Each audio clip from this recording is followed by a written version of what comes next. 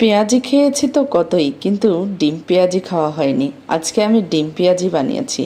আর এই ডিম পেঁয়াজি বানানোর জন্য প্রথমে আমি একটুখানি মসুরের ডাল বেটে নিয়েছি, তার সাথে আদা রসুন পেঁয়াজ এবং খুব সুন্দর করে জিরাও বাটা দিয়েছি। বাটা দিয়ে তার সাথে পেঁয়াজ এবং হলুদ মরিচ ম্যাগি মশলা মিশিয়ে খুব সুন্দর করে মাখিয়ে নিয়ে গরম তেলের উপর একটু একটু করে পেঁয়াজি বানাতে থাকি। তার উপরে একে একে আমি 6টা ডিম ভেঙে দিয়েছি।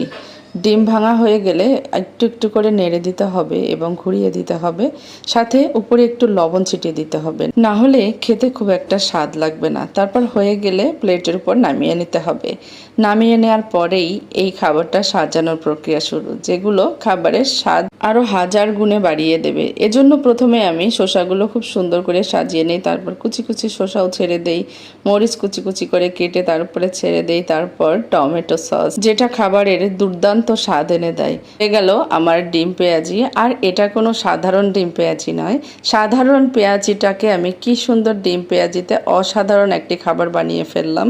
তো বিকেলের নাস্তার জন্য আপনিও ট্রাই করতে পারেন। আসলে সুস্বাদু খাবার খাওয়ার জন্য রেস্টুরেন্টে যেতে হয় না, সময় করে নিজেই ঘরে বানিয়ে সুন্দর সুস্বাদু খাবার বানিয়ে খাওয়া যায়।